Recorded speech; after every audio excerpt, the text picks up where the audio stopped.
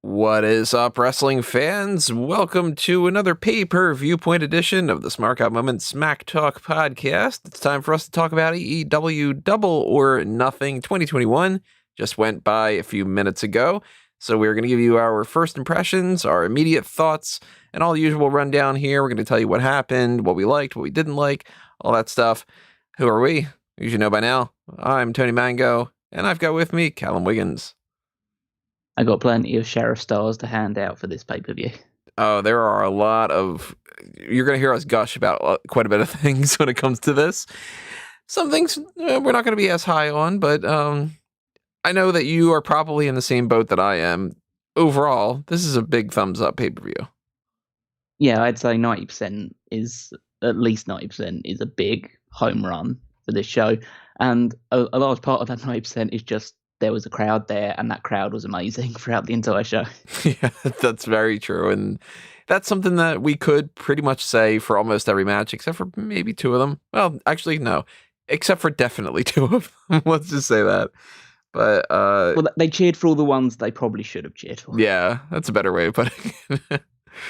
So not only are we going to tell you what we have to say about this, we want you to tell us what you have to say about this. Now, whether you are joining us live on the live chat that we have going on right now, which if you are, shout out to everybody that's there. So far, no comments left to be able to specifically shout at anybody.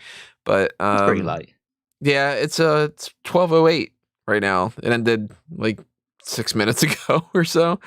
So I don't expect a whole lot of people to be hanging around here. But if you're listening to it afterward, then still leave a comment. Tell us what you were thinking about Double or Nothing, because we want to know what you have to say too. And before we get the ball rolling with this, let me just toss a couple of those usual kind of things out of the way just to, clean up some stuff. Not only do we want you to leave a comment below, we also want you to hit the like button if you like this, and that's a good way to show your support here. Hit the applause button if you feel so inclined to toss a little spare change our way. Hit the share button if you want to pass this around to somebody that you think might be interested in checking it out. Hit the join button if you want to become a member of the YouTube side of things. That is the same thing as the Patreon. So if you go to patreon.com/smarkoutmoment, you will see all the different tiers that we have there. As it goes with everything, whether it's the merchandise shops on TeePublic and Redbubble or the PayPal stuff or whatever it might be. Any kind of monetary donation is greatly, greatly, greatly appreciated. And any kind of other kind of support that you can put there for, helping us grow and helping the channel get to the next levels that we're trying to get to. All that stuff makes you an awesome person. Sure, you're an awesome person anyway, but then, you can never not have as many awesome points just for spare. And, of course, another thing that you can do is help support fanboysanonymous.com, the sister website to us, where you can check out movie reviews and different kinds of things over on that geek culture spectrum. So do the same thing over to Fanboys Anonymous that you would do here for Smark Out Moment. And if you're enjoying one, you're enjoying the other. You support one, you support the other. It's that same kind of a deal back and forth. So keep all that in mind. And let's just start getting into this. We're going to talk about every match one by one. Of course, we're going to start off with the pre-show. Let me get my notes up and ready here from a post that I had done earlier today with EWN. So the buy-in, I don't have a whole lot of notes for anything other than the match itself. Actually, I don't have really any. The only notes that I have for prior to the match was it's great to see fans in attendance, and that I wasn't really loving the slot machines behind the commentary team, but it's not like that really matters, Nobody's really paying attention to that. You have any thoughts about anything prior to the match itself? No, it was just a bunch of video packages. Pretty much. And it's not as insufferable as when you do like the WWE ones. It's short, it's simple. I don't mind. Now, I like the talking heads that they have for their video promos. It's a little bit different than just literally watching the same footage. Yeah, because again, not going to bury WWE too much on this one, because there's really no point. It was a good show. No need to distract too much into it. But with WWE, because they produce so much stuff, it's essentially just a case of just splicing together all of the good bits from the compendium of shit that they produce on a week-to-week basis, and just managing to make some sort of coherent story out of it. And then they got rid of basically a huge amount of their production team this past week, so good on them. Yeah, Great job. That's something we're going to definitely dive. Kevin Dunn's still there. It's all good, Tony. That's all you need. I'm having flashbacks to the scene in The Simpsons where he's like, we already did this scene. We did it like 50 times. And he's like, yeah, we have to do it again and again and again and again and again from different angles. So the match itself, we had Serena Deeb defend the NWA Women's World Championship against Riho. And this was a match that I wasn't like, seems kind of neat. I'll check it out. It'll probably be good. That kind of a thing.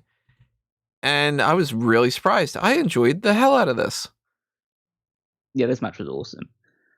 Serena Deeb is, as I put into the Mega Maniacs chat, she's on another level right now.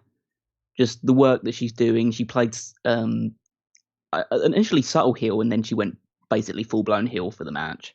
But that's what you should do against someone like Riho, who's a lot smaller, a lot more of a natural baby face. You can't really have Riho play heel, so Serena Deeb, the wily veteran, took that role. And yeah, they just had a really, really fun match, and the crowd was just so ready to see anything go on. And so it wasn't just a case like the crowd just lifting up a match which was just okay. This was a great match that was elevated even further by the crowd. Yeah, I was surprised at how they did that whole thing with the heel, not the heel turn. I was about to say heel turn. I don't think she's, playing heel. She played heel in the match, and that took me by surprise. But as soon as it happened, I thought to myself, well, you know what? This is pretty natural because Riho is not going to be playing heel. And even though Serena Deeb is not significantly bigger than her, I was surprised at actually how there wasn't that much of a difference between the two. She definitely makes more sense to play the heel, and that gives Riho the opportunity to be the underdog a little bit more. And, it just worked. It just worked really, really well. And I was like, kind of in the same boat that you were. I saw your comment in the Mega Maniacs chat of, if this is going to set the tone for the rest of the night, then this is pretty damn good, Yeah, she's just such a complete worker, Deeb. And I'm obviously giving a lot of credit to her, even though Riho was obviously great. I love the fact that Riho's kind of arsenal, I think she still needs to work on strikes to make them seem a bit more realistic, but I think they got better as the match went on. I think her selling of the leg was good. Mm-hmm. I feel that when she always gets into those really cool predicaments, that's kind of her thing. It's like that was her thing when she was AEW Women's Champion. It's just the idea that she can beat you from anywhere because she'll just get a cool roll up in place and that'll be enough to beat you. And she got one near fall right towards the end of it, but Deeb gets out of it. She reverses it into the Serenity Lock. She smashes the knee against the mat multiple times just to add a little bit more pressure onto it. Same way she kind of beat Red Velvet a couple of weeks ago as well. So, yeah, I think this is what Deeb is right now. She's not, I don't think she's full blown heel, but she's a win at all cost champion. And I feel she's using her veteran instincts and the fact that she is one of the more supreme workers on the roster right now, especially on the women's side of things. And yeah, just using every trick in her playbook to her advantage to beat people who are a bit less willing to go that extra mile to win. So yeah, again, it's not full-blown heel, but it's just being a veteran who wants to keep that title at all costs. It works well. The match was great. I immediately had a great feeling about the vibe of the area because It's just like, we've seen Daly's Place hundreds of times. Yeah, now, yeah, obviously. And they changed it up just a little bit, but changing it up a little bit like that and adding the crowd made it seem like a completely different venue. Yeah, it was just, again, it was a mixture of the fact that it was light outside. So you could just, I do like the pay-per-views that transition from light to darkness. Mm-hmm. And yeah, the way that everyone is situated, like you can see people on all sides. It's a nice venue to host any sort of wrestling event. Just seems to be configured so that you can see everyone everywhere and they're all seemingly having fun. And I think the best thing about this environment is that it's an open air stadium, but it contains the noise really well. Yeah, it's surprising because it's like, obviously they can't fit, 70,000 people in there, but it feels like it's got maybe half of that, and it's nowhere close. Yeah, no, this sounds louder. This show sounded louder to me than WrestleMania did, and WrestleMania had about 5 times as many people. It's just something about the acoustics works really, really well. And obviously, of course, AEW wants to go different places and they want to do, different markets and everything. But I'm like, man, I really like the idea that Daily's Place is like their home. And I wouldn't mind seeing more pay-per-views in here, even though I'm sure everybody's like, well, we're sick of this. Let's, see some other areas. I'd be cool with it. I like it. Yeah, it's a great place. I think it's a good place that they should stick around at least. I'd say a show at least once a month in this place. Especially now that they've really made it their home, Oh yeah, it's a perfect place, and the crowd don't seem to have been burnt out at all by having. Obviously, the crowd hasn't been there for much time, but people who are attending fairly regularly don't seem to have been burnt out by the fact that it's just in that one place for over a year at this point now. So that was the opening for the pre-show, at the very least, the buy-in. The opening match for the main card was Hangman Adam Page against Brian Cage. Oh, I should say Serena Deeb retained the title. Just in case anybody didn't know the results. Page and Cage. Hangman. Crowd goes nuts for him coming out. That's reassuring. And that was a really good moment because I was just like, okay, if they go with this guy, like I'm hoping, and he ends up beating Kenny Omega, people are going to go nuts. There was some. It's another advantage of having a crowd there. That there are certain bits you can. It's very eye opening in terms of how they perceive certain people, and it's really really good that Page is getting that much of a hot reaction. I think it was a strategic move to put him in the first match. The first match in the main card, because you're going to get one of the hotter reactions regardless, because people are there ready to see matches now. And yeah, the crowd was absolutely loving him. They were hating on Cage throughout the entire thing, and that's just what you wanted to see. And then they delivered another awesome match. Yeah, and again, I wasn't super duper hyped up crazy for it, but I ended up enjoying the hell out of it. I love the crowd reaction. I love that they told a good story here. I like that Cage had said that he didn't want Team Taz to interfere, and once they got involved, suddenly that leads to the end of the match where Cage loses the match. So they're going to tell that story more going forward. Page gets his win back, and it just it's simple, but it's effective. Yeah, it's one of those ones where I'm okay with there being some sort of shenanigans and interference on the outside to settle the win, because it made sense into the overarching story that they're telling. But the actual action was really good. Page was flying about all over the place because he's the smaller guy out of the two of them in this one. But because they're both pretty physical as well, they could square up to each other, throw a few hands, clotheslines, all the other stuff. Some cool stuff like Page catching Page on a plancha and then hoisting him into a powerbomb and throwing him into the ring post. Cage catching a top rope Frankensteiner attempt, and then Page actually does get it when he goes for the powerbomb afterwards. Cage then going for a buckshot lariat attempt, completely missing it. And I think it was actually great because he botched it, and it made it even better because he just completely doesn't stick the landing at all. And I don't know whether that was intentional or not. If it was intentional, it's genius. If it wasn't, it's just brilliant serendipity. Because the idea of, this guy fucked up because he doesn't do this move, and he just thought that he could do it because he's Brian Cage. And then Starks and Hook arrive. Cage refuses to cheat to win. He gets hit by the buckshot lariat. Obviously Page gets his win back. He's on the way back up the rankings again. And it doesn't make Cage look super bad because he wanted to win his own way. And it seemed like he was in a position to win when they decided, okay, we're just going to get involved anyway and just try and help you out, but you're not going to accept our help, and that cost you in the end. So I thought that was a lot of fun, and an ending that made sense. Yeah, no criticisms on my part at all. I thought that they really they hit the nail on the head in every possible way that they could have. I don't think that there's really any other way you can lay out that match that would be better. So, Yep, I agree with that.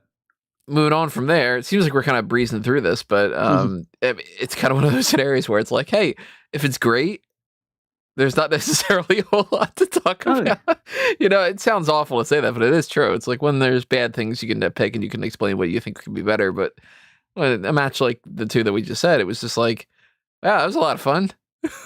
And we're not saying anything we've disagreed on yet, so it's like there's no reason for us to debate anything. Yeah, no debates about did you like it or did you also like it? Now, the AEW World Tag Team Championship match. The first note that I have down was Tony Schiavone being really excited about the idea that they might be shoving streamers down the mouths of the Young Bucks, and Jim Ross being like, "The hell with that decaf." I thought that was funny. I also did not anticipate writing down the phrase Matt Jackson decides to start thrusting for some reason. I think that's just a heel mannerism that he's doing at the moment. I mean, they were doing all shit like that. He was one of them was, I think it was Nick who was mocking Randy Savage at one point. There was the Roman Reigns taunt. Yeah, they did the Shield stuff because Moxley was in there, but it was just weird because it's like that one makes sense because it's like, okay, that's Moxley in the ring, so we're gonna do the Shield pose, we're gonna do the Roman Reigns powerbomb thing. So that would be fun, but it's just like them mimicking Randy Savage and the Ultimate Warrior and Hulk Hogan. It just was like, okay, they're just doing a load of tropes right now, but that's getting them heat, so I can't bash them too much for it. So I like this match quite a bit too. This was another just pretty much rock solid match. I have more notes about it than the other two ones because some of them were just like standardized notes. Like once people start hitting pile drivers, I'm always just like, man, I miss pile drivers in WWE. And if they could do it in AEW, they should do it in WWE. And I like the Meltzer driver on the ramp, that kind of thing. What happened with Gallows? So, Gallows was so Anderson comes up on the ramp to try and cause a distraction, and Gallows is coming up from the other side of things, and Kingston dives off the apron, hits him, takes him out, and then they say on commentary, even though you don't see it on screen, that security took Gallows away. Yeah, I was confused about that because it was just like, well, all I saw was Kingston take him out, and I rewound it because, hey, you've got the ability to rewind it instead of on Peacock. And I was like, where am I missing this thing about him getting like taken out, like stretchered out or something? Like I didn't see any of that. And I was really confused at first because I'm like, they're focusing entirely on Kazarian fighting with Carl Anderson. And I just couldn't find it. I'm like, maybe there was something that I didn't see or whatever, but I guess not.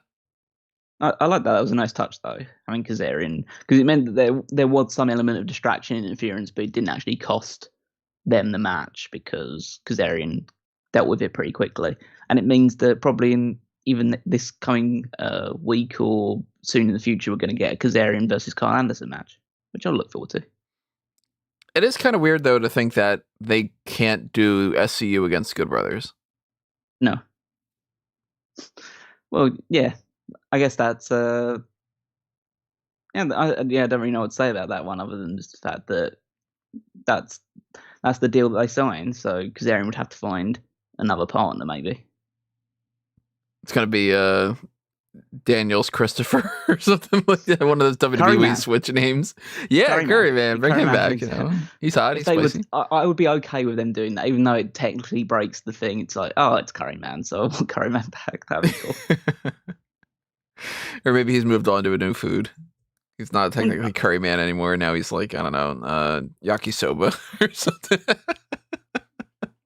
I'm just thinking about anyone else that could fit, because obviously Daniels has been his tag team partner for a long time, but if you were to go like miles back, whatever, I guess, you can't really do Eric Young because he's an uber heel in Impact right now. If they can get Michael Shane out of whatever retirement he's in right now and get him to come in, then maybe they could form the tag team again. Can't do Styles, Rude. Nah. Storm, maybe? I mean, he's kind of floating around Impact at the moment, but he's not really committed to anything. But it just feels a bit weird. That seems like just a bit of a, hey, you guys were in TNA a long time. Put you two together. Right. I know they were in Fortune, but they were never a tag team in Fortune. No, the tag team of Fortune was the Beer Money team. So yeah, I don't know. But I mean, I'm happy because Carl Anderson's a great singles wrestler anyway. I mean, he was a singles wrestler for a very long time in New Japan, so he can certainly hold up his end of the bargain in that front. Yeah, I mean, no matter what, I'm going to be checking out the match. So yeah, whatever their end game is, whether it was just distraction to get these guys on the card or something, we'll see down the line. But I was just really confused about the Gallows thing because I was just like, man, if I missed something, I don't know what I missed because I keep going back and I'm not seeing anything. And but I liked a lot of this match. I thought that one of these little moments that I thought was pretty cool was Kingston getting the hot tag because that means more for him. Obviously, Moxley's had world title reigns. Kingston hasn't had anything close to that. So for him to get the hot tag, for him to not take the pinfall as well, was something that surprised me because I figured he was there to take the win or to take the loss. And then that way Moxley doesn't really look all that bad. And, he still sticks it with his credibility, but they go with Moxley being the one that takes the pin with 4 BTE triggers.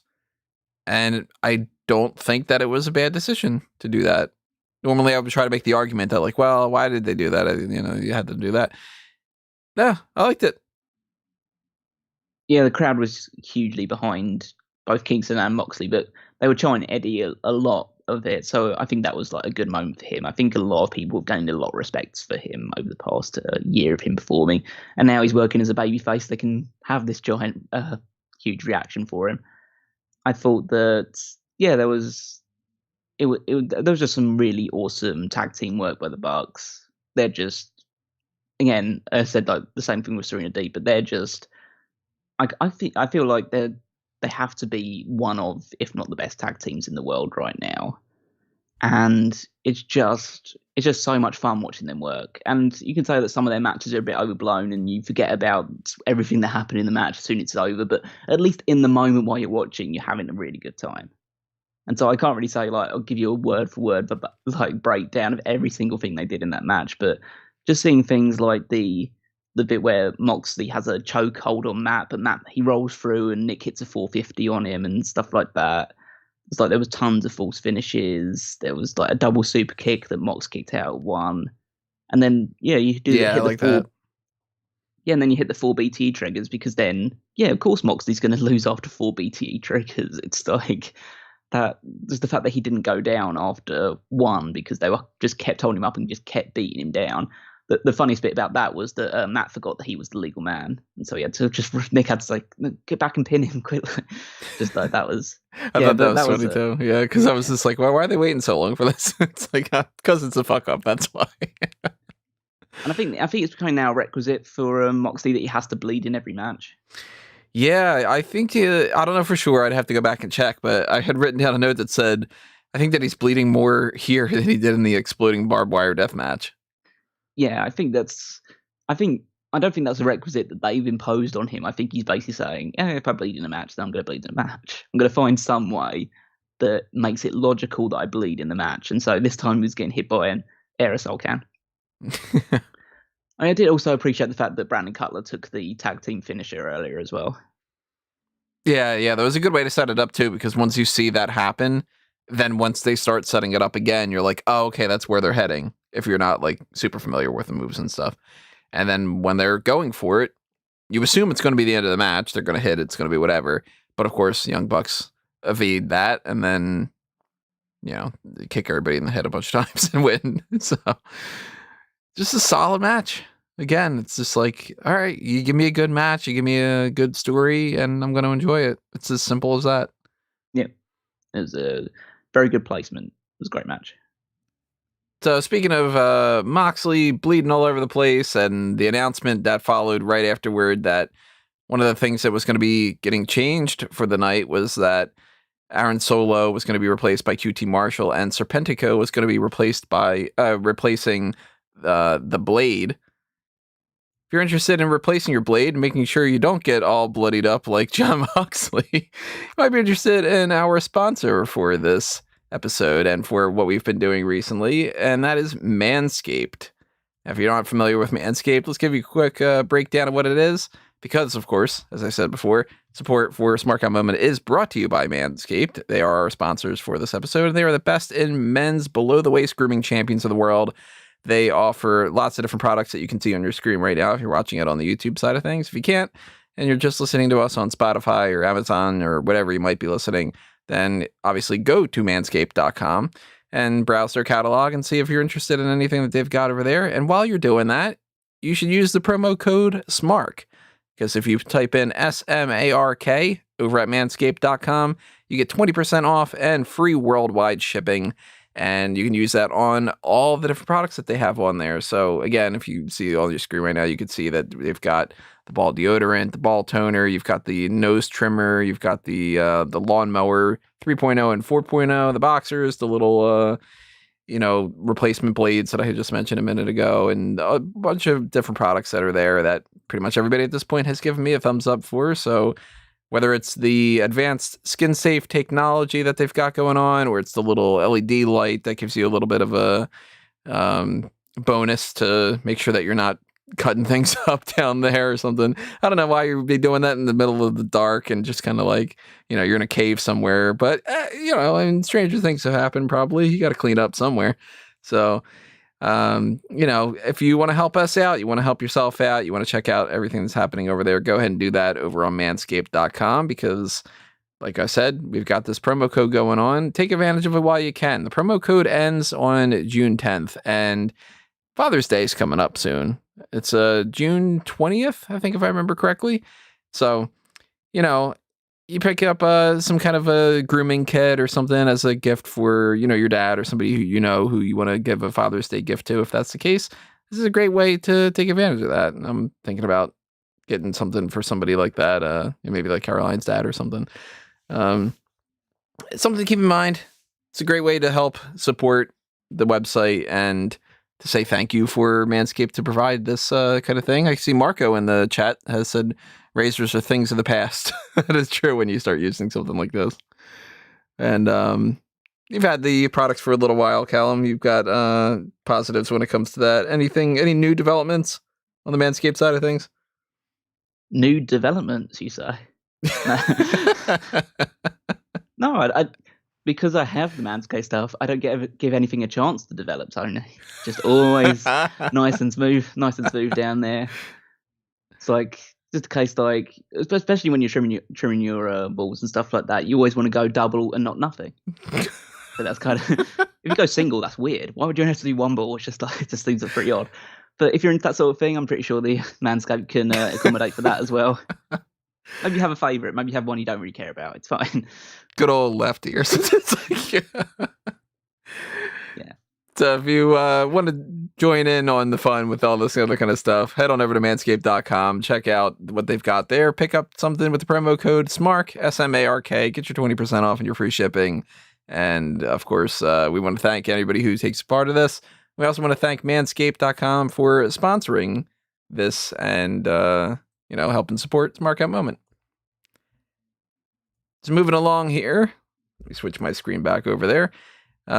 We did get the Casino Battle Royale next. As I said, QT Marshall and the Blade replaced with Aaron Solo and Serpentico. And of course, we didn't know who the Joker card player was going to be, but we'll get into that in a little bit. Started things off with Christian Cage, Matt Sydal, Powerhouse Hobbs, Dustin Rhodes, and Max Caster for the clubs. And Caster had a couple good lines in there.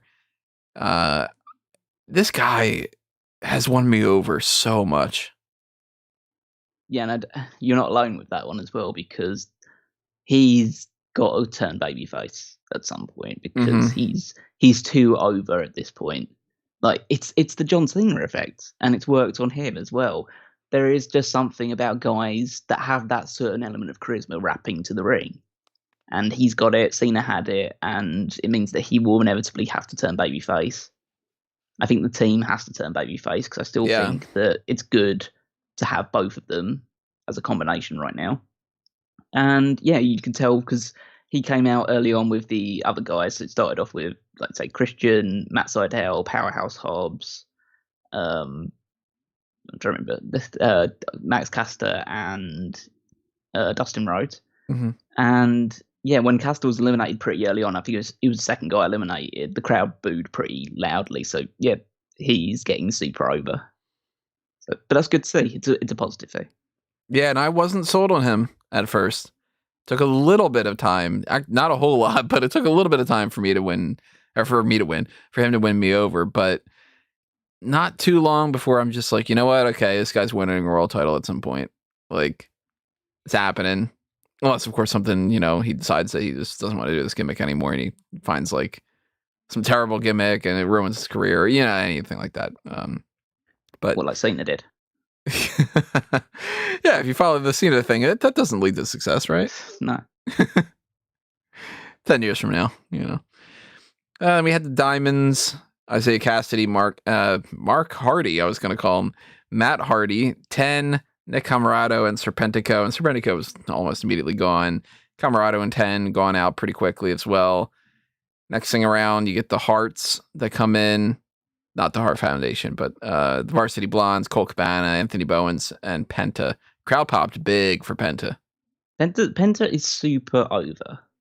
And I know some people will just say, he's just doing the Zera Miedo in front of everyone's face constantly. But that works. He has a huge reputation behind him. He was dressed up as a Joker, which is pretty cool. Like he was just hoping. Yeah, like if I dress the part, I'll get the card. It's that like fake it till you make it type of thing. Exactly. He put it on his vision board kind of thing. I see that Guest 5 in the chat had said, as long as the Joker wasn't Leto, we're fine. Leto, side note, Leto could have been a good Joker if they wouldn't have given him that material and had that stupid tattoos and stuff on his face. I think he could have pulled it off. But yeah, it wouldn't have been the best, but not everybody can be Mark Hamill. Although that one guy can be, apparently.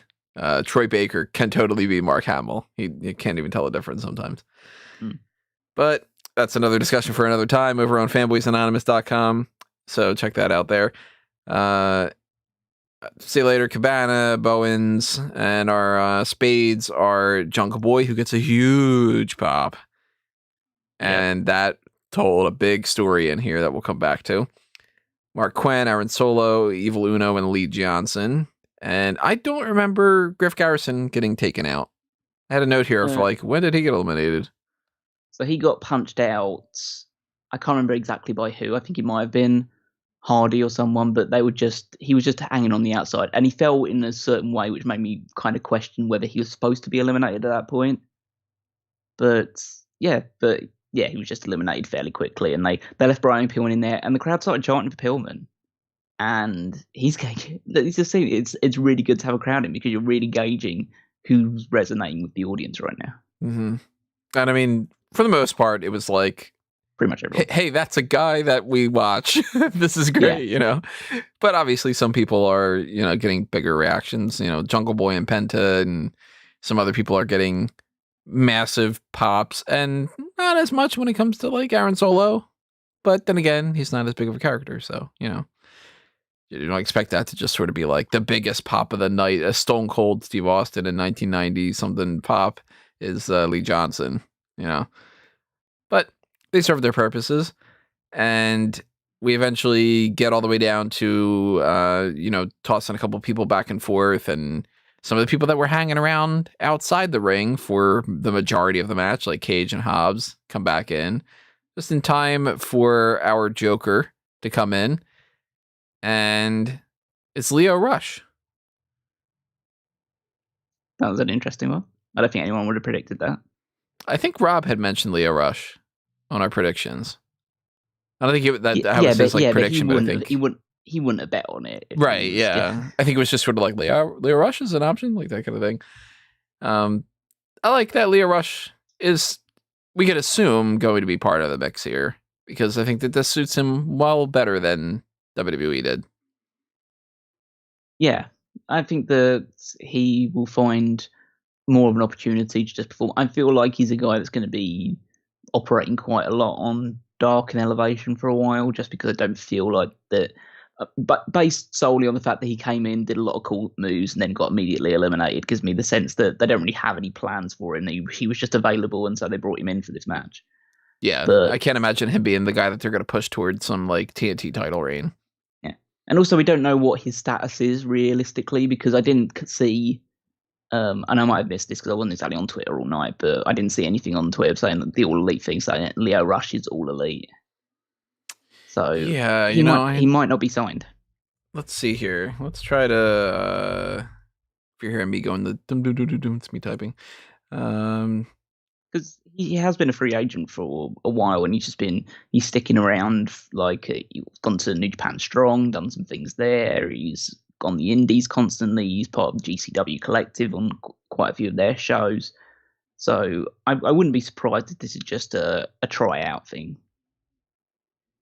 Yeah, at least on their Twitter, at AEW, all I'm seeing is the Joker has been revealed at Lio Rush. Lio Rush is here, that sort of thing. I'm not seeing any kind of official statement that he is signed. But then again, this company does kind of tend to do that. Like Bear Country and somebody else, I forget who. Mark Sterling. Like they just got signed apparently, and they've been working for, as long as they have. So it could be some kind of per appearance deal. It could be just a one-off. I mean, Cobb popped up for what, 2 matches? Yeah. So it might be bigger, it might not be. If he sticks around, that's cool. If he doesn't, it's not like that's going to be like the end of AEW. Yeah, exactly. So I really, I like the fact that was the case. I know that some people, of course, are going to be disappointed it's not Daniel Bryan or Samoa Joe or some other people that are. It was never, it was never going to be. So. Yeah, but people do that about everything. People were upset about Christian, and somebody could say like, we're going to find a replacement for a match later on Monday Night Raw, and you get people that are like, oh, Shawn Michaels is coming back, and it's like, where are you making this stuff up? So. I could see some people being upset about that, thinking it should be a bigger deal than Lio Rush. To me, I think Lio Rush is a perfect person for that kind of role. He wasn't supposed to win, so he didn't need to take up all the spot. We've gotten plenty of these Casino Battle Royales at this point, where we know that that's a fun little tease of somebody who could be on the roster. Some people don't have to be. And it's just kind of like an extra little cherry on top. Yeah, nothing much really else to say other than that, because he got eliminated pretty quickly after just doing some of his cool stuff. But yeah, I hope that he does crop up again. But as you say, I won't lose any sleep if this was the one and done for her. So then we get to our final two, where Christian Cage and Jungle Boy, which meant that people were going to be happy no matter what, which is a good call. But very clearly, people were more pro Jungle Boy. So they were very happy to see that he won. And so was I, too. I think that this is the right call. Yeah, it's one of those things where the crowd are... Even though Christian's only recently debuted, realistically, out of two of them, Jungle Boy's the AEW veteran out of the two of them. It's just the fact that with Christian, you kind of feel like there's always going to be the opportunity for him to be pushed towards a world title match. Whereas Jungle Boy's more of... like he needs to win this type of opportunity at this stage of his career, other than because he's not going to realistically go on a massive run of wins to get a title shot himself. But I feel like this has been a long time coming, because he has been close to the end in a lot of battle royals recently, and so eventually you had to give him a win. I really didn't expect it to be this one. But I love the finishing sequence of them just basically all hanging out on the apron and Jungle Boy just hanging on desperately. I love the there was one point where you had Christian hanging on and Jungle Boy was kicking his arms away, and Christian was grabbing the ropes at just the right time as one was kicked off, and it just goes to show how just slick he is, just everything. And Jungle Boy swinging around the ropes. Loved the swinging around the turnbuckle thing. That was really cool. Awesome. And then he lifts Christian over the top and wins the match. And yeah, it was an awesome moment. You get to celebrate with Jurassic Express. Christian's there. Christian doesn't like like, I mean, he obviously hugs him afterwards, but he basically tells him, you earned this title shot, don't let it go to waste. This might be your one opportunity to win the world championship. And so he stays over as a babyface by having that little moment at the end of it, and Jungle Boy is going to get a shot at, well, as it turns out, Kenny Omega, but we'll talk about the actual title match later. But yeah, it was a really, really good Battle Royal, I thought. That match is happening in 2 weeks. So that's something to really look forward to, because that's going to be good. Yep, super excited for that match.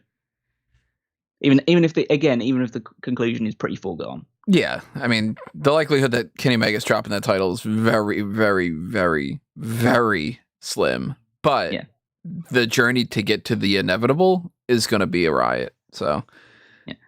And I think the fact that it's happening in 2 weeks means there's enough time in between that moment and All Out that Christian will probably get his title opportunity in between that time. Is All Out the next thing that they have announced? Because I know that they announced All Out is coming September 5th, and it's going to be in Chicago. And they reiterated again that Full Gear is happening in St. Louis. St. Louis, yeah. But I don't remember if they announced any kind of special episodes, because we haven't gotten Fyter Fest this year yet, right? No, we haven't. And I would assume that we get Fight for the Fallen. Yeah, I assume both of those things will happen at some point. It's just we're not certain about when those will happen, and they'll probably just be, as you say, special episodes of Dynamite. Yeah, I'm assuming somewhere like June, July, August, leading up to All Out, because I think that they were like July or something before, if I remember correctly. I don't remember 100% off the top of my head, but I kind of think that Christian's going to get an opportunity on one of those. Yeah, I think he should. I think that this will help elevate him a little bit more. I think he's going to get some more matches, get a few more wins under his belt, and yeah, I think that will be his trajectory going forward.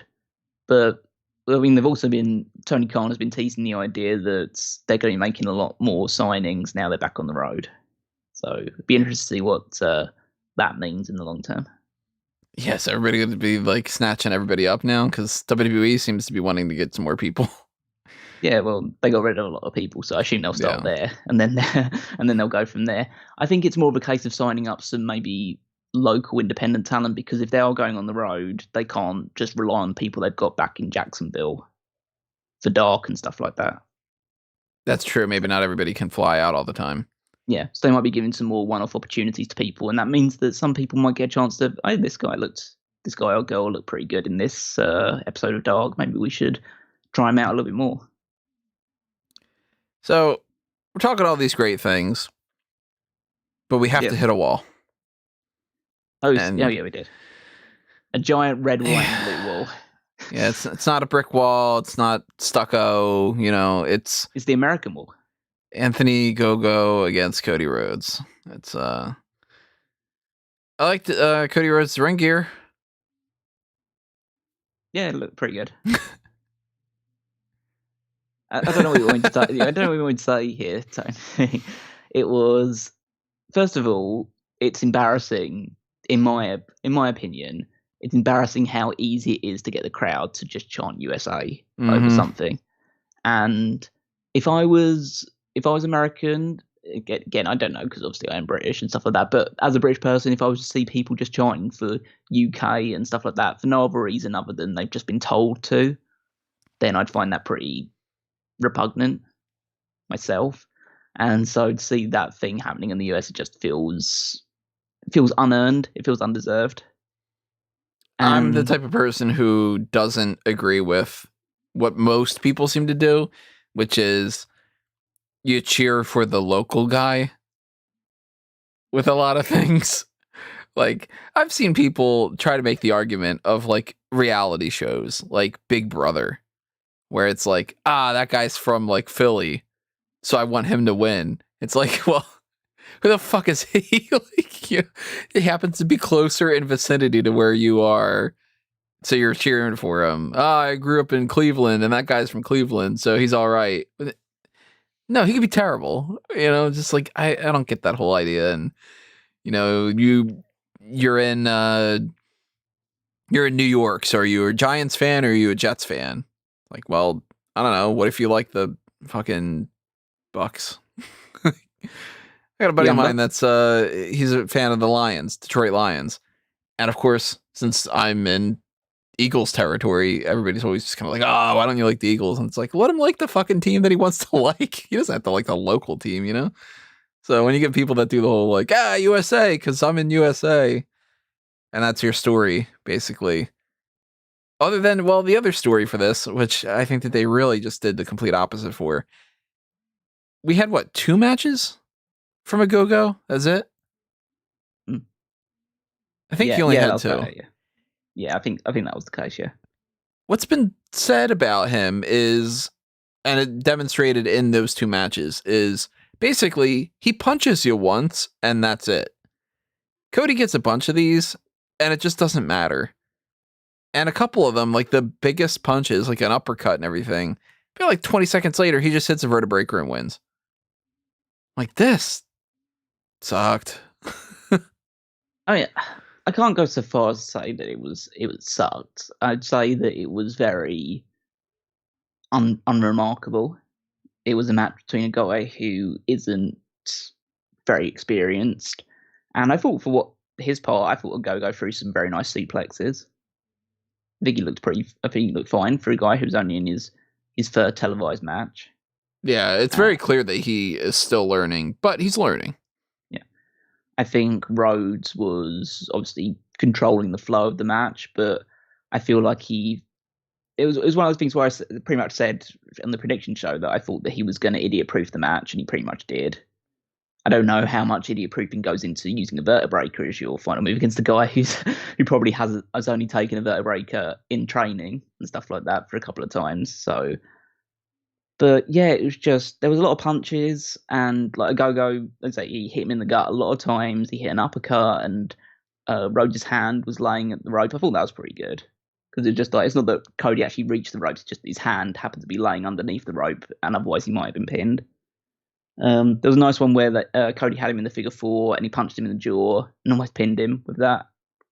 But yeah, I feel for me, it didn't strike me as one of those matches where you're elevating the guy by just being in the ring with him. I feel, I'm not going so far as to say that Cody buried this guy, but I don't think Cody helped Ogogo. Mm-hmm. And as a result of this match, I feel like this was just a match that happened to segue in from the thing they were talking about, Memorial Day weekend and stuff like that, and Cody getting to be the Royal American superhero. And to be fair, I don't think when the crowd were chanting USA, even though a lot of them did it very easily, it felt like it got muter as it went on, because people just started to realise, this match really shouldn't be about nationalism. Yeah. It should just be, this guy fucked me up with a big punch, and I want to get revenge on him for it.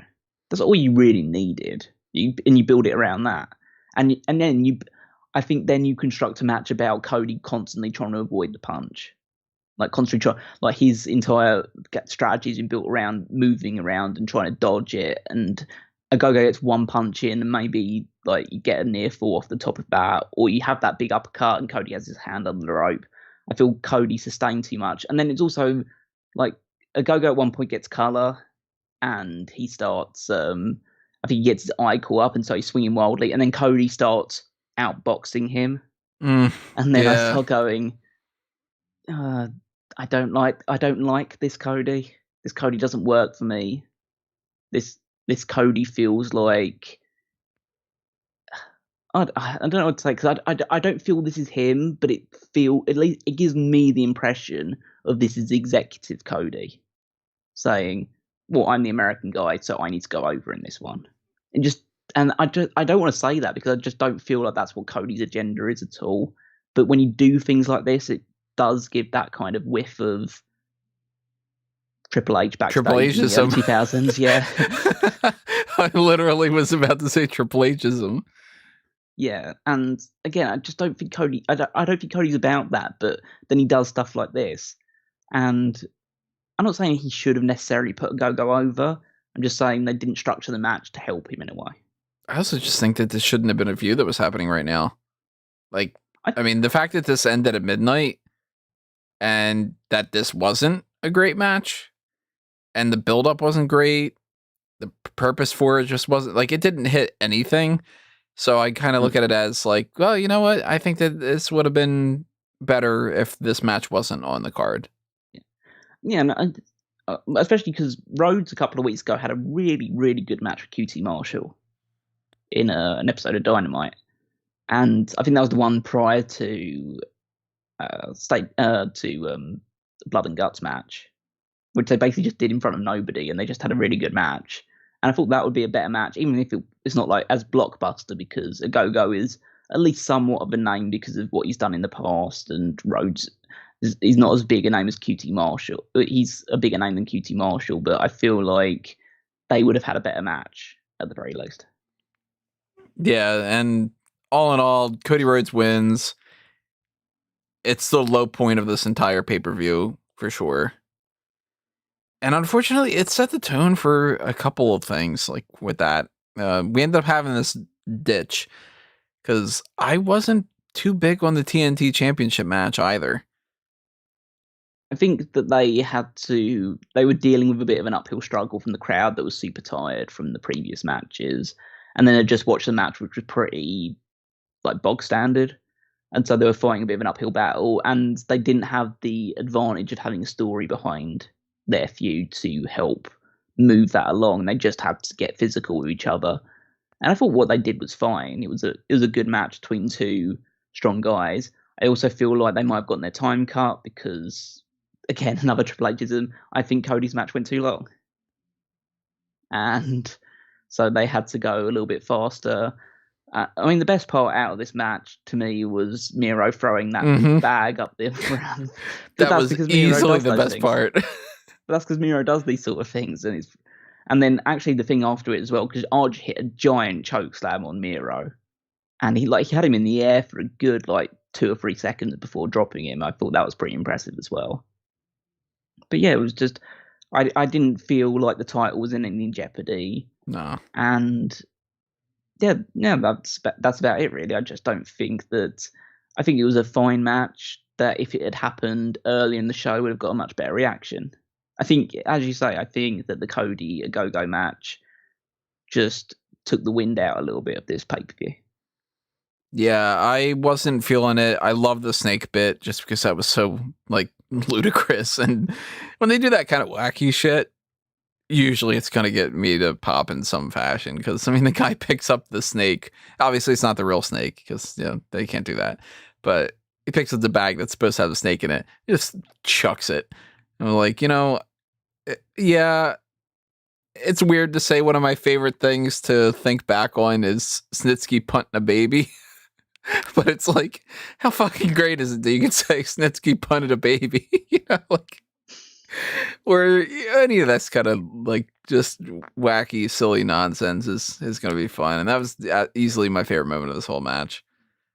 Just wasn't a big fan of it overall. It was bland. Not terrible, just bland. Yeah, I wouldn't go so far as to say bland. I just thought that it was, as I say, I think it was fighting an uphill battle. I think if it was placed somewhere else in the card, I think it would have gone a better reaction. Maybe without the crowd being a little bit on the tired side, they could have gotten more out of it.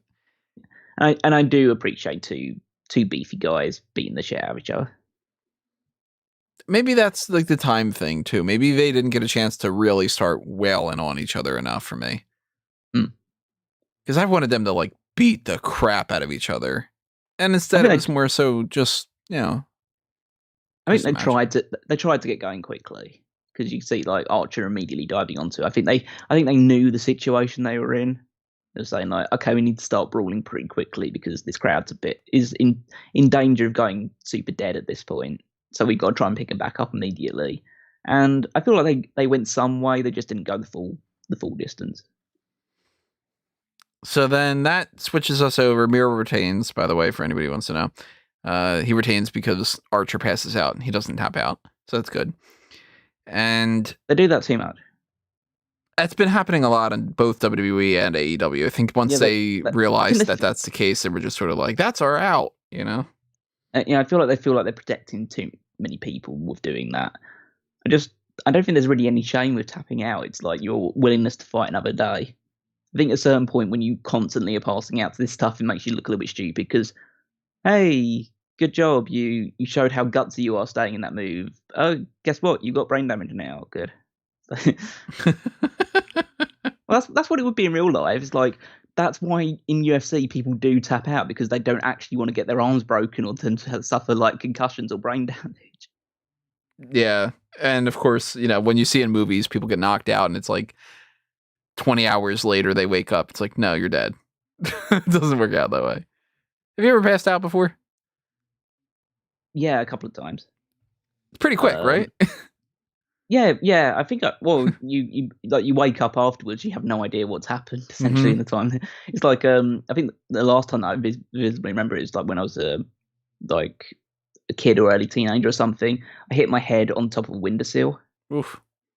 As I was walking past, and so I go out and I wake up in a bathroom and they're just like they've got a towel on top of my head because I'm bleeding out and stuff like that a little bit, and it's just like, yeah, I had no idea how I got there or why I was there. Yeah, just a hurt head. You passed out when you chopped your finger off, right? Yeah, not fully chopped it off, but when I chopped off part of my pinky, yeah, that was kind of like, all right, there goes the tip of my finger gone. And pass out in the middle of the kitchen and just like, all right, what happened? What's going on? It's like, what happened to the potatoes?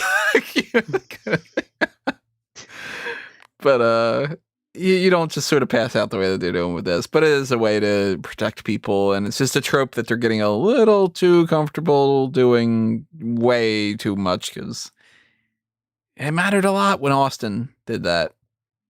Then again, we're talking about an era when like super kicks mattered. Hell in a Cell was cool. Eventually, everything stops being like that. Look at the DDT. Let's move over to the Women's World Championship match. Britt Baker against Hikaru Shida, who, of course, after reaching a year, it's totally time for her to drop that title. And the two main talking points I've got here are, number one, glad to see that Baker won. We all, of course, called this from, months ago that she was going to be the next champion. And we've talked about it a million times. So I don't even know if there's really too much to go into that. It's just kind of like, okay, it made sense. It makes sense for this kind of scenario. And, it's predictable. Not that predictable is bad, by the way. But the other thing here is, and I brought this up in our private chat, it felt really sloppy and kind of scary to me because I was just like, I remember when Baker suffered her concussion at Fight for the Fallen and she just kept wrestling. And I remember writing up about it and being like, this match was like sloppy and whatever.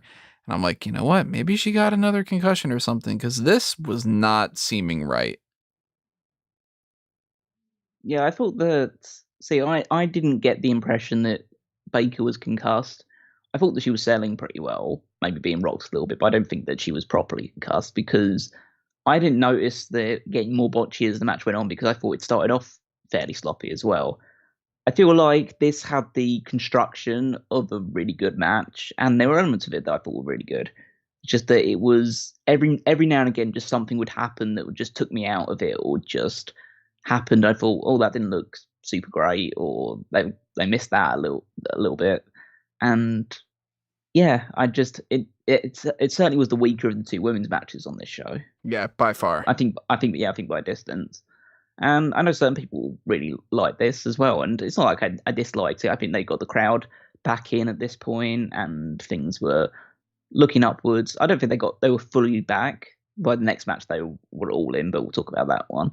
But yeah, I think that at the end of the day, this match, regardless of how good or bad it was, it accomplished the goal that it's out to do, which is Britt Baker is now the women's champion. I feel like it didn't need to have like the crutch shot. Again, this is something that's going to worry me about the future of her reign as champion, because I feel like that's going to become a common occurrence. Like her constantly relying on Rebel to get her way out of it. Whereas I think the whole thing with Britt Baker is that she's someone who shouldn't always have to rely on interference because she's meant to be really, really good. And she's proved that in multiple matches already. So she shouldn't have to I just feel like it's going to become a trope of her title defenses coming forward. Yeah, that's one of those problems that they happen across the board with pro wrestling. Like, look at Roman Reigns. He wins every match for years with no problems, kind of a thing. Turns heel, suddenly he needs help.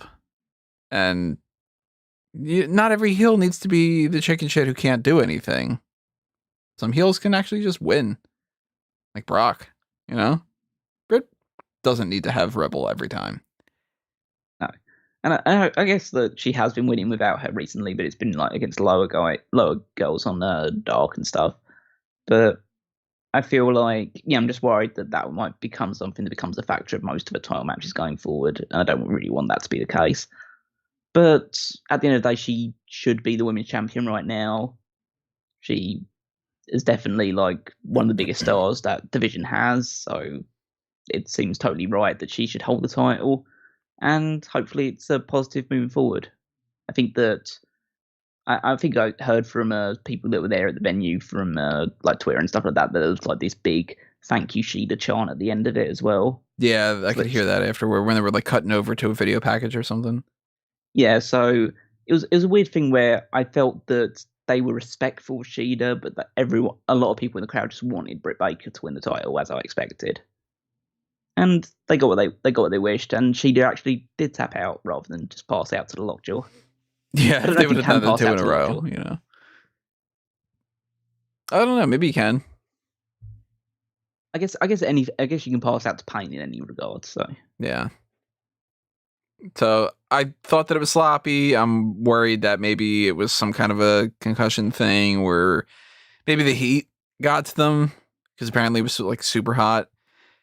Maybe they just didn't have the right chemistry. Something was off for sure. And Baker's the new champion. So end result, nobody's going to pay too much attention to what got you to the point. The end result is the most important thing. So we do have Baker as our champion. Let's see if she ends up doing a great job going forward. We moved over to Sting and Darby Allin against Scorpio Sky and Ethan Page, which was another match that I wasn't super into, but damn it, did they not check off everything on the list, you know? Yeah, well, there was one big thing that they checked off the list in particular, which is Sting took his shirt off, and it looked like the Sting, it looked like, obviously, it's slightly older, but still the Sting that was in the last days of TNA for me. And he dived off a stage and did a giant crossbody on 2 guys. And from that moment on, I was just in the match. Like, they could have done anything, and I was just in it. Because Sting was there, and it looked like Sting. And to be honest, the coolest spot of the entire match was something that Sting actually wasn't involved in. Yeah. Obviously, that moment, him diving off stage was awesome. But the coolest spot was Ethan Page lifting Darby Allin like Spike Dudley and Bam Bam Bigelow from all those days in ECW and throwing him into the front row of the crowd. That looked brutal too. Like, he looked like he legit just like took out like 4 people. You know what I love most about that is not even just the fact that he did that, which is just awesome. The fact that he landed him perfectly onto Darby Allin's brothers. Yeah. Just like that, like, there was a row of people there that could have caught him, and he landed him right in the place they needed to. Just that, okay, now I'm fully invested in whatever they're going to do going forward. It's just the singles.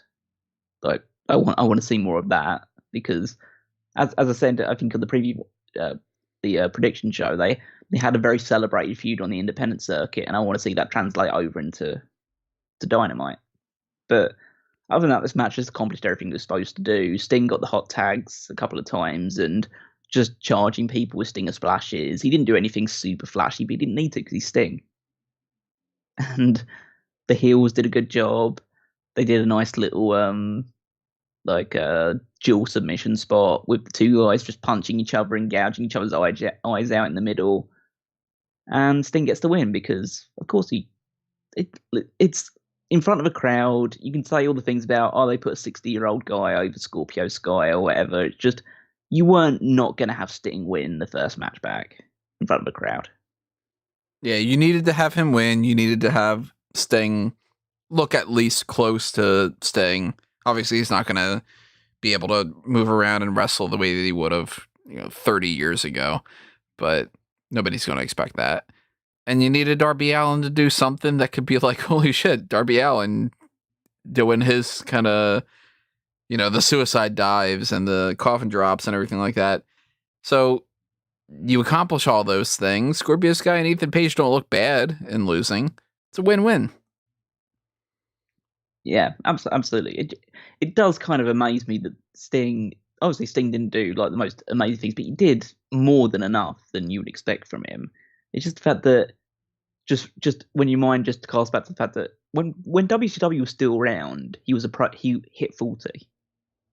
When WCW was still around, that's crazy.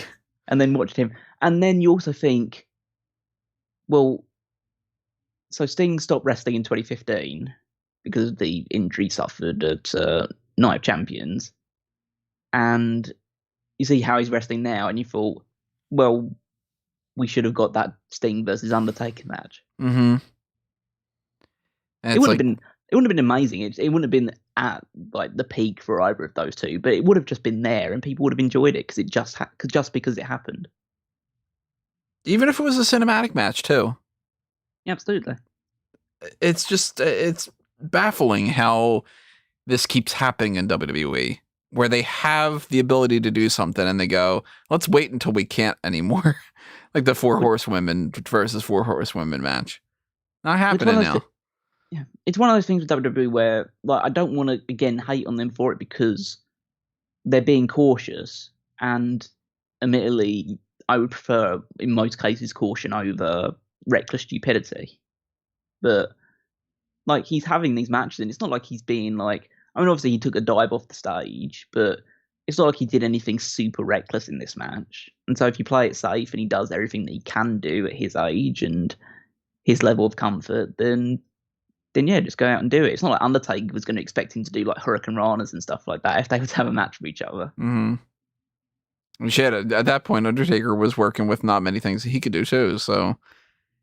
Yeah, it basically would have just been them punching each other in the center of the ring and Sting no-selling it, and then Undertaker no-selling it, and then it was just and then Scorpion Death Drop, kick out, Scorpion Deathlock, Undertaker fights out, Tombstone over.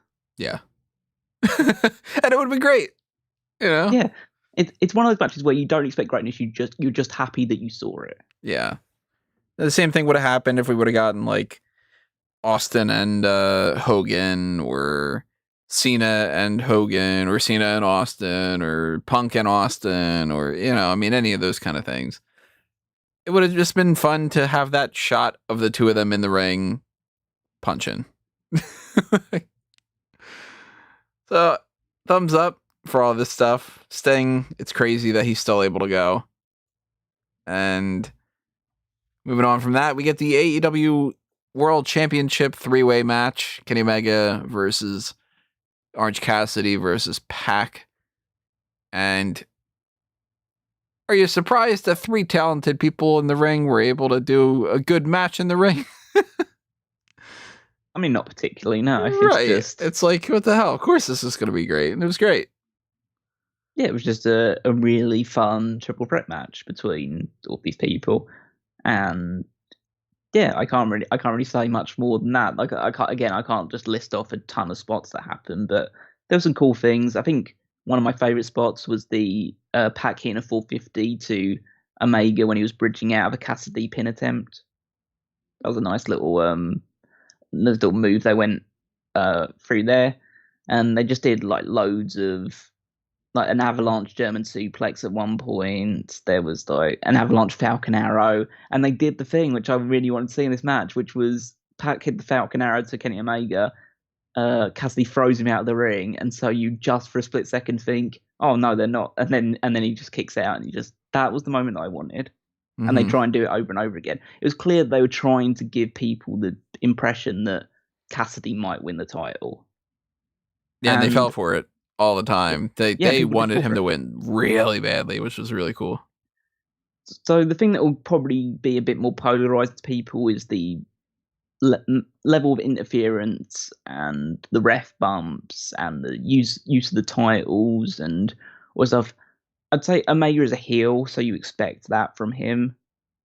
And he was fighting 2 guys at once, pretty much. And so I don't feel like that's it's a coward's way out, but it's not like it's not like, I don't think it's a chicken shit heel. I think it's a crafty move, really. But yeah, I don't want to see this in every match that Omega has. But if he is going to be playing, like, I don't want him to do this against Jungle Boy. No, he needs to just beat Jungle Boy. Yeah. And yeah, I want him to have a good match, Jungle Boy, but he should just beat Jungle Boy. He doesn't need Don Callis to pull the referee out or anything like that. But if it's against Pac and Orange Cassidy, then I can kind of understand it. Like, I found it quite amusing because Pac had Cassidy in the Brutalizer, and Omega did try and do the normal way, which is just kick Pac in the face so he'd break the submission, but Pac just wouldn't let go of the submission. Yeah. And so Omega just looks at, well, what the fuck?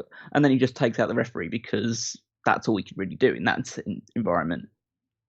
And then they do the cool spot at the end where Cassidy hits the orange punch and Aubrey dives into the ring and makes the count. And that's like the moment where you just go, oh my God, they're actually going to do it because they've brought out another referee to count it. And Omega rolls him up into the crucifix, retains the championship, as you would expect. But yeah, I thought that was a lot of fun. Maybe a bit too overbooked, but yeah, still a lot of fun. I loved how many times it seemed like Cassidy could win the title because everybody was really getting into it. I love that when Don Callis does involve himself, the crowd is into it enough that they're chanting, "Fuck you, Don." I thought that was good. Yeah, I think that was the right kind of heat. Right. Like, they were in on it, and they were, because like if they hated it, I think they would have just started just booing loudly. But they were saying like "fuck you, Don," because yeah, you're supposed to hate Don because Don's a dick. And I loved too how when Aubrey comes out, it's like, okay, Cassidy's got the pin, and 1, 2, oh my God, and then it's like how Omega reverses it, 1, 2, 3, haha. I thought that was funny. Yeah, it was it was a nice, fun triple threat match, as you'd expect between like 3 guys of this caliber. And I guess the only thing I can really ask for it, because we knew that the result was kind of a foregone conclusion going into it.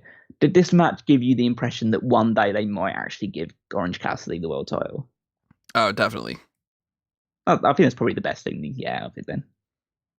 At the very least, I think that this should be the thing that tells them that they can. Yeah, that's probably the best thing to get out of it. So then after that, we got an announcement for a new signing. The new broadcast team analyst and coach, Marq Henry. Oh, this is fun. Because you know who started trending immediately after this? Oh, who? Randy Orton. Oh, because, yeah, I mean, it makes sense. Because it's like Christian, Big Show, Marq Henry. Just everyone that he criticized on the way out is now part of AEW from WWE. It just goes to show that, especially nowadays, because you now have a competition that is actually treating legends with dignity and respect, that if you are just going to look at your legend and just say, well, you're all pieces of shit, we're going to rely on you because we're going to have Legends Night and stuff like that, but then when you're here, we're just going to tell you how no one cares about you anymore, then maybe they're going to start looking elsewhere. And when people are looking for one last run, or they want to do a couple matches, but they don't want to sign some kind of a deal where they're going to be on the road constantly or whatever, and WWE goes, no, we want you here 24/7 or not at all, then they go, all right, well then, not at all. And then they go to a place that they can do that has more fun and less like I forget who it was Big Show, if it was somebody else. Somebody yesterday or the day before or whatever had said in some interview, like, yeah, I don't have to be paranoid about my job in AEW because if I fuck up, it's going to be like, okay, learn from it, move on, that kind of a thing. And then with WWE, sometimes you might not even fuck up. And it might be like, that's the end of your career. It's not even just that. It's just that it's a mistake in WWE. It either ends your career or it becomes your career. It's like the Titus O'Neil slip. It's like, right. Okay, that was a mistake that happened. It's just that they might make a little joke about it on Dynamite, but then you'll move on past it. Whereas it's like, okay, this is your gimmick now. You slip, and that's all we know you for. Yeah. So I'm not surprised at all that Marq Henry is in there because Marq Henry and Big Show are really close. So I'm sure that they've had lots of conversations where he's like, hey, Mark, it's fun here. You know, Christian and I are having a ball. Sting's here. You know, we're all doing this kind of great shit. There's lots of young guys. There's older guys. There's, you know, Jericho's here. We're all having fun. We're hanging out in Daly's place. You want to come? And Mark's like, all right. You know. Yeah, and he's not like he's gonna wrestle or anything like that. He's brought in as an analyst. He might pop in as like a surprise appearance every now and again, but as far as I'm aware, he's retired. So he did say recently that he was thinking about having another match. He might have one more match at like AEW. I could see him put in a Powerhouse Hobbs. Hobbs, exactly what I was thinking of. Like he might do like a mentorship kind of thing with him because, I mean, Powerhouse Hobbs. He's, you know, one of the big strong guys on the roster, but yeah, maybe he wants to really, really work with like you know, it'd be fun as hell to see like him against like Darby Allin. Yeah, that would be fun. I mean, again, it always brings me back to like I just want to see Wardlow hit F10s on people that are huge. Yeah, just get like Mark Henry and Big Show and Wardlow in a match against like Marco Stunt and Darby Allin and Leo Rush and who else was like super small? Who else would be like Top Flight? They're not too big, you know. Like just and have them like swat them like King Kong swatting helicopters or something, you know. Like I'd watch the hell out of that. That'd be fun. But I like Mark Henry a lot. I think that Mark Henry is one of those guys that never really gets the credit he deserves. I wouldn't put him in, you know, the Mount Rushmore of all time, but I think that he deserves a lot more credit. So if he's going to have some fun in AEW, I think that's really cool. Yep, happy for him to be there. Rounding things out here, at the end of the night, Stadium Stampede match, Inner Circle against the Pinnacle. And I'd say about 75% of this match I really, really enjoyed. And about 25% of it I was like, all right, can we just like kind of end it? So I'm more 50-50 on that front. For the same sort of reason of it went too long and there was a big lull, or for other reasons? There's a multitude of reasons. And I was listening to people from, because occasionally I listen to like other people's live reactions and stuff like that when I'm watching, and so I was listening to the Wrestle Talk people talking about it, and they absolutely hated this match. They thought it was, and it's weird for them because they're usually like, they always tend to go on the optimism side of things, but they're watching and just going, yeah, this match it's way too long, it's way too comedic, it's not following what they said it was going to do. It feels like a step down after Blood and Guts. And to be honest, I can't not disagree with them on any of those fronts. I still found myself sitting down and enjoying the match because there were funny moments in it. I thought out of all the like the pairings and stuff like that we saw, because it was essentially what we saw was 3 singles matches in a tag team match. Yep, that's one of my criticisms. They did not do the editing well. Yeah, it just transitioned from like one scene to another. Mm-hmm. Like you're watching like an episode where you just like, like an episode of a TV show. We've just gone from one setting to another, and like there were some funny moments where like the stuff that like MJF and Jericho are doing when you got some football guys involved. I assume they're people that you would know if you followed the Jacksonville Jaguars and stuff like that, but I didn't. Yeah, no, you have Conan as a DJ.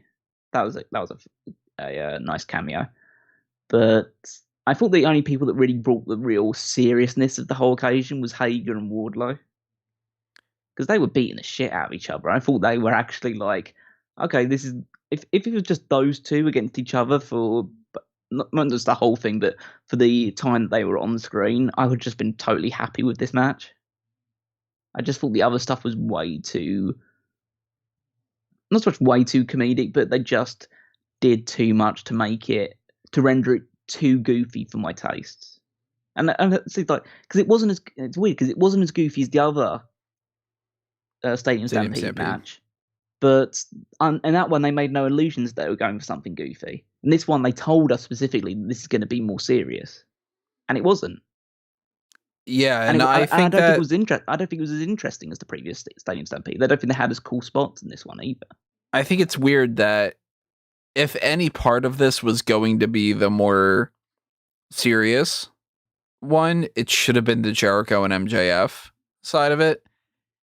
And if anything, the Hager and Wardlow and the Spears and Guevara stuff felt more serious. Because MJF and Jericho, they're chatting it up. They're hitting each other with like Jericho staples something to MJF's head. He uses like a megaphone on him at one point, and MJF makes a little quip when he hits him with the telephone of he can't make a call right now or something. And instead, I felt more like Wardlow grabbing an icicle in the walk-in freezer and trying to stab Jake Hager. I'm like, fuck yeah, that's cool. Yeah, but the Jericho MJF stuff for me was just way too, like, they were trying to just recapture the other thing from the past, like the staple gun, and then MJF does the T-Rex hands, like nervous T-Rex hands, and conveniently finding a bat in a place where you just managed to walk to. And yeah, like all the stuff like throwing footballs at him, throwing him off a desk chair through a table, hitting him in the face with a whiteboard, flipping it upwards. And then you go to Sammy and Sean Spears, and obviously they brought back the fucking golf cart because like just beat that a couple more times before it just becomes don't care anymore. But I like the shot of Spears in the room with like hundreds of chairs. It just felt like he was going to break into a rendition of Chicago. It did. It totally did. It was like his moment to just be like, all right, now's my solo, and I'm going to sing a song about how I'm the chairman. And I mean, to beat that right afterward was arguably my favorite part of the whole match. Sammy Guevara running up and flipping off of a wall. They didn't even bother to do the repeat of it. They did a repeat of like him jumping up on something else, like it was like a little storage thing or something next to him. And I'm like, show that again. That's fucking impressive. Yeah, I thought that was great. Yeah, and they have a little bit of brawl in the discotheque. Beer bottles thrown at each other too. Yeah, well, I just don't know why they beat out everyone else in the area. And then they did I think they tried to recapture the Page and Hager, I think. Hager thing from the previous one where they were just like drinking at the bar, and so they decided to do that again. And again, it just felt, well, this is meant to be serious. Like, you're meant to just be beating the shit out of each other. Why are you doing this cute little spot here? And it's just, I feel like they promised, and they said it even in like the promos leading up to it. It wasn't just like a Tony Khan saying, okay, we're going to be doing it this time. They promised on the promos that this was going to be more serious, and it wasn't. And I felt that there were too much of this match where it went on too long. There were bits of it which dragged, where it felt like the Randy Orton Edge match from WrestleMania 36, where it's just like walk and brawl. And yeah, there was some cute and entertaining like spots which kept me engaged. And like, again, I'm not saying I didn't enjoy this match for the most part, but I wrote virtually no notes because just too much stuff was happening, and it didn't feel like a meaty brawl, which is what I was hoping for. And I also, I'm actually yawning. Wow, look at me, the guy who doesn't sleep. I'm yawning at 1:30 in the morning. I don't feel like any of the stuff that happened in there is worthy of beating out the Darby Allin throw as the spot of the night, which you would think shouldn't be the case because this is a match that's like the hardcore match. And instead I'm like, yeah, that Darby Allin toss, it's better. But yeah, and also just like, so that was all the taped element, and the live element was just Jericho and MJF fight in the top of like in the bleachers for a little bit, and then Sean Spears and Sammy Guevara just have a match in the ring where they hit each other with chairs a few times, and Guevara hits 630 and wins. Just like that kind of came out of nowhere, because you expected to be some sort of like big finish where the Inner Circle takes out, if the Inner Circle are going to win, then they take out everyone in the ring, and then I mean, I'm happy with Guevara getting the pin. Yeah, but it is kind of out of nowhere. Yeah, and also it's just a case of, so this means the Inner Circle's still going. And I felt like I don't really mind the fact they're still going to be a faction for a little while longer. I just felt like they'd reached a natural point where they could split off into their own separate things and still do well. And maybe they wanted to end it on the positive note of these guys. These guys retain their status, and you get to hear Judas at the end of it, and the crowd singing along to it. So it's a good visual at the end of it. I just felt like this wasn't the match to be the main event for me, even though you couldn't put. I mean, if they wanted to end it with the good guys winning, you couldn't have put any of the title matches because, funny enough, all of their champions are heels now. Yeah, that's true. And so, yeah, if you wanted to end with that, like, lasting image, then you had to have this match be the main event. You realistically couldn't put any other match in the main event. But, yeah, I just don't feel like it was... It didn't tick all the boxes for me. I'd say I like it more than I hated it, but there was too much of a hate to make me feel like it was a slam dunk. Oh, I didn't hate any of it. I just thought that once we got about 3/4 of the way through it, I was like, all right, now I'm actually not writing anything down. And it could end. And it's already like 11:45 or something. I'm like, oh yeah, I was definitely at this point. Yeah, I was definitely at this point thinking like there were a few times where I was checking the time during this one, and you don't really want to have that as your main event. I think that's maybe the thing about it. Like, if this had happened somewhere in the middle of the card and it was just the same thing, then I don't think I would have hated it or hated on it as much as I am doing right now. But the fact that it was the main event meant that you dragged it out for quite a while, and yeah, it was a fun brawl, which was way too comedic for what it was supposed to be. Maybe that's the thing that I like about it. Like, if I put it in a vacuum as a match, it probably was a lot more fun. Just that I was expecting something different, and so it didn't deliver on those expectations. Yeah, fair enough. So we might get a third match. I don't know how, because at what this do you do after that? Like blood and guts, and then this. What is the natural third thing?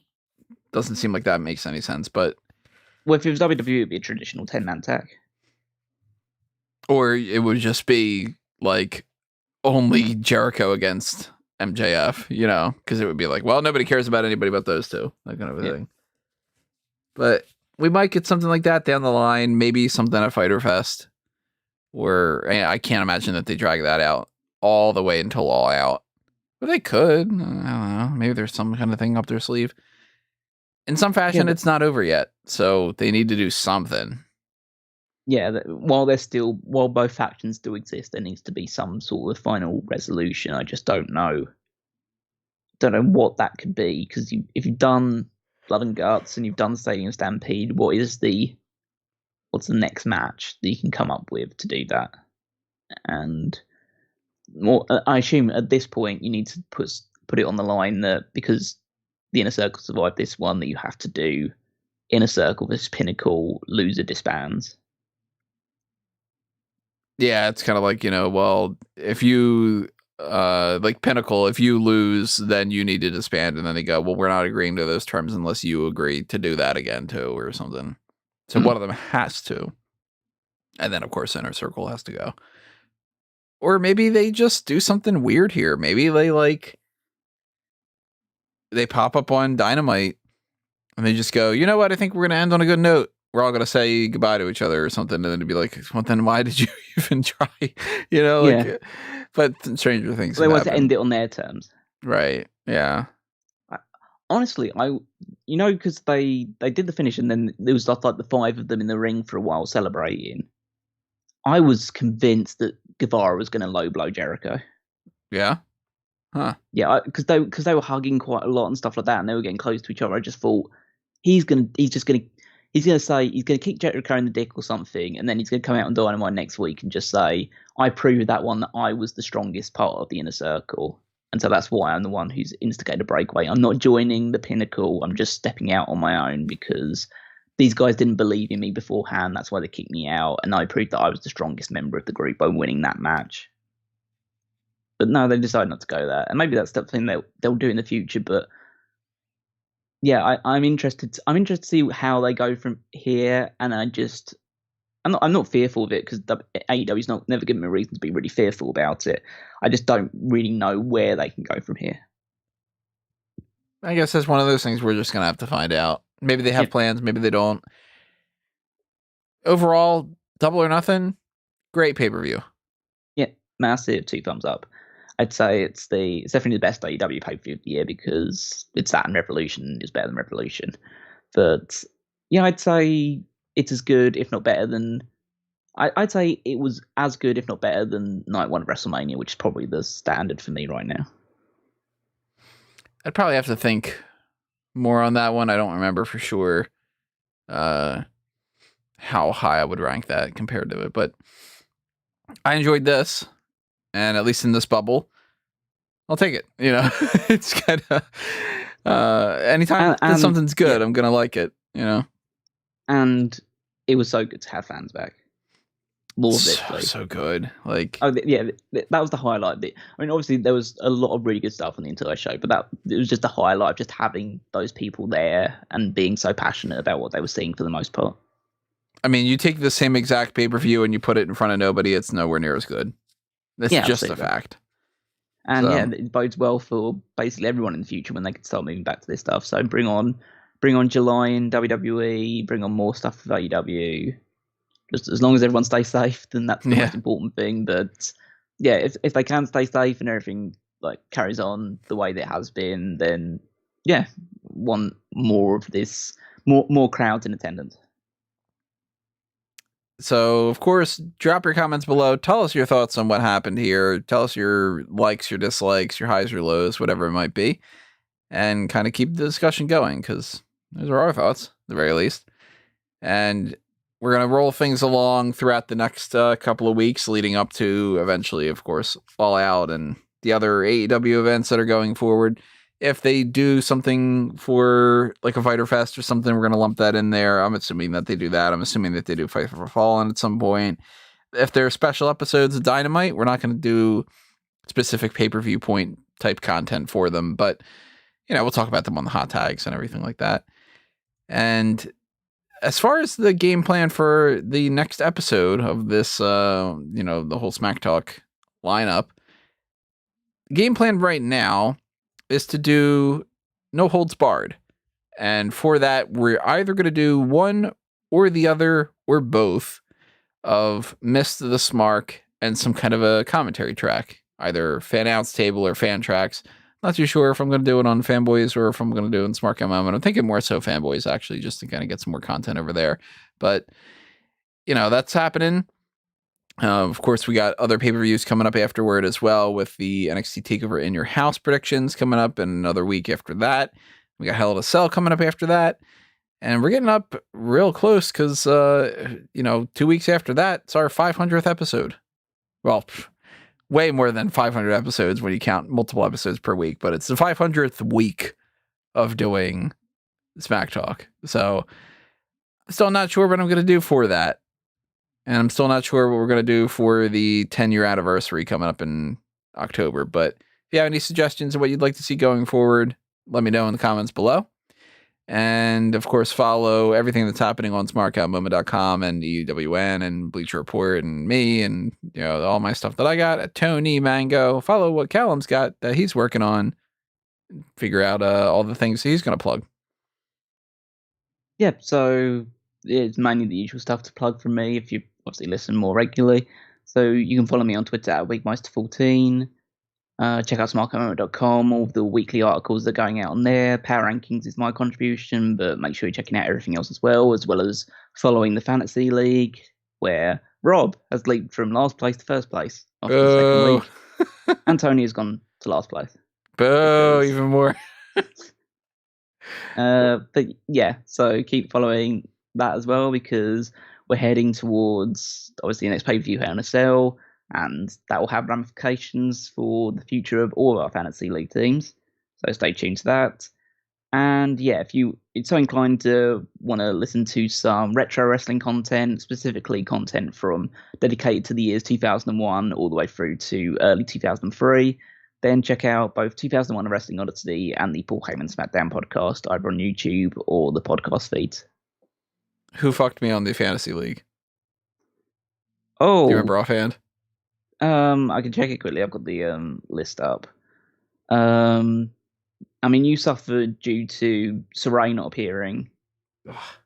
AJ Styles losing a match to Gunner, of all people, outside of Jackson Riker. But Drew McIntyre scoring 0 points for going to a draw with Kofi Kingston. Bobby Lashley and Isiah Scott just making appearances and not having a match. Realistically, the only person that scored you any decent points was Matt Riddle. Crazy. You scored a total of 6 points for the week. Whereas Rob got 58 and I got 40. Jesus Christ. Yeah. I got 40 even though 2 of my people didn't turn up. And he also had Candice LeRae not show up as well. So, but he has the wild card of Tamina, who is dominating everybody at the moment. That's insane. Yep, Tamina is the most protected person on the entire roster right now. Totally crazy. So definitely check out the Fantasy League if you want to see how that's playing out.